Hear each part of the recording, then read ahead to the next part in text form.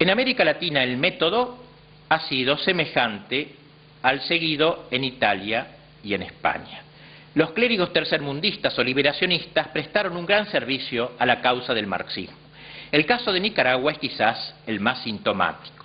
En 1981, el padre de Escoto, canciller, viajó a la Unión Soviética. Al llegar a Leningrado declaró: estar en Leningrado es como haber hecho una peregrinación, es como haber llegado a una tierra sagrada. Esta ciudad es la cuna de la Revolución Soviética, entonces uno se emociona, como yo ahora. Ernesto Cardenal, ministro también del gobierno sandinista y sacerdote, afirmó en España en 1978: el Evangelio me hizo marxista, el marxismo es la única solución para el mundo, la revolución es inevitable, la historia va hacia adelante y el Espíritu de Dios es el espíritu de la liberación, de la revolución. Y a continuación mantuvo el siguiente diálogo con un periodista de Sábado Gráfico. Periodista: ¿no cree usted, padre, que para un sacerdote es un poco arriesgado asegurar que la solución del mundo es la revolución? Padre cardenal: la solución es el marxismo, es la única vía posible de liberación, fuera de él no veo otro camino de hacer efectivas las promesas.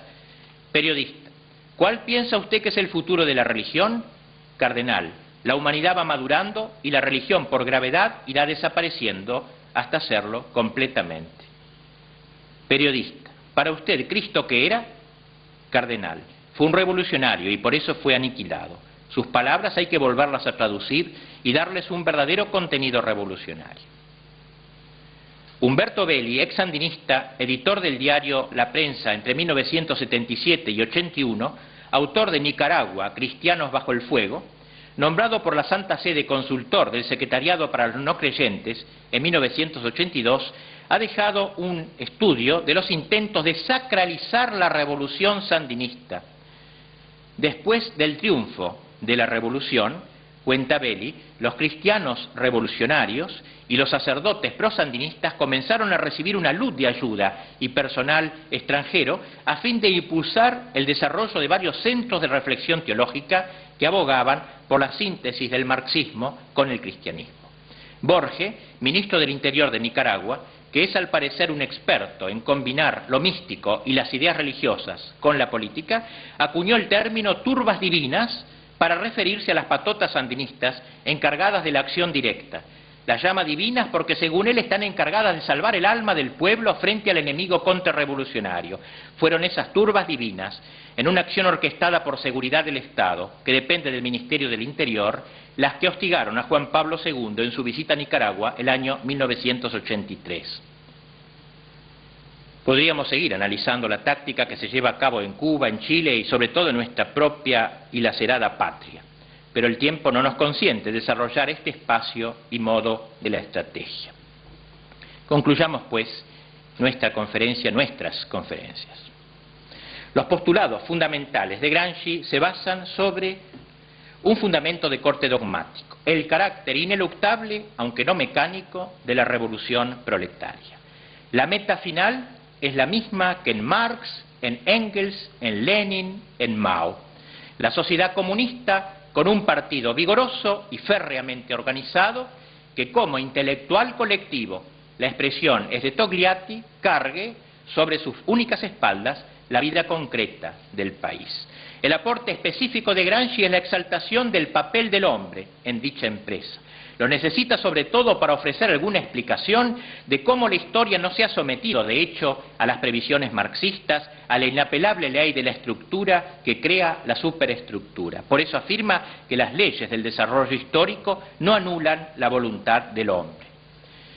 Diversos son pues los caminos para llegar a la victoria: el camino de la socialdemocracia, el camino de Lenin, el camino de Mao, el camino de Gramsci. Tal diversidad parecería atentar contra el bloquismo marxista. Sin embargo, hay que decir que los camaradas de la URSS no se inquietan mayormente ante la apariencia de que el bloque comunista se agriete. Más agrietado está el bloque burgués, y si éste ya en franca decadencia no admite sino el lenguaje del pluralismo, no hay obstáculo alguno en que también los marxistas usen el mismo lenguaje. Una vez conquistada la sociedad civil, Se habrá ganado la sociedad política y será el momento de sanar todas las heridas que el internacionalismo proletario haya sufrido en la batalla victoriosa. La vigencia del pensamiento de Gramsci vuelve a poner sobre el tapete el tema de la lucha cultural como medio para la toma del poder político. La subversión marxista no es reductible al mero campo del enfrentamiento armado, al modo como le impone el terrorismo. Se trata de una guerra que se adecua a la diversidad de las circunstancias, pero por encima de ello se trata de una guerra total. Gramsci fue un profeta que supo trazar con aterradora lucidez la esencia, el camino y la meta de la revolución, la muerte de Dios y el endiosamiento del hombre.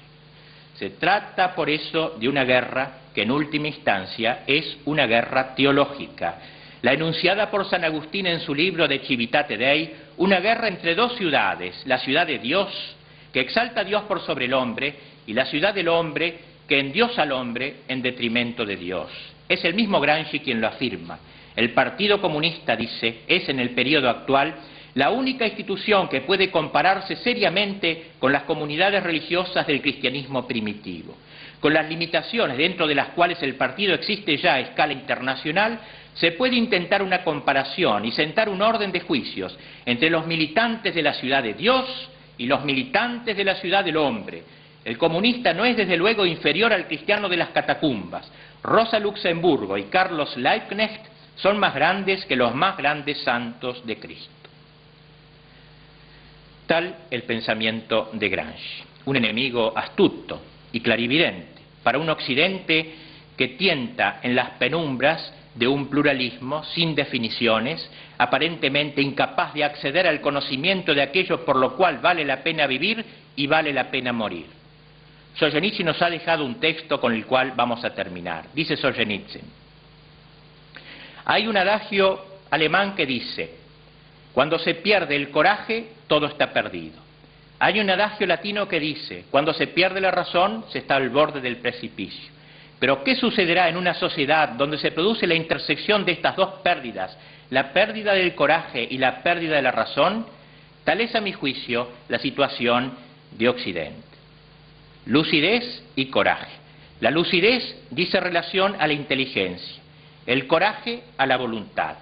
Así deberá ser el militante de la ciudad de Dios, lúcido para conocer la verdad y descubrir las artimañas de la estrategia enemiga, valiente para saber enfrentarlo con el coraje adecuado, por decisiones heroicas que ello implicare.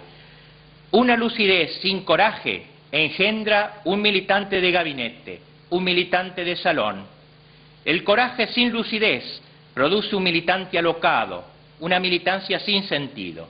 Pero cuando la lucidez se une con el coraje, entonces sí tenemos el militante a punto, la militancia en toda su peligrosa fuerza, en toda su esplendente belleza, nada más.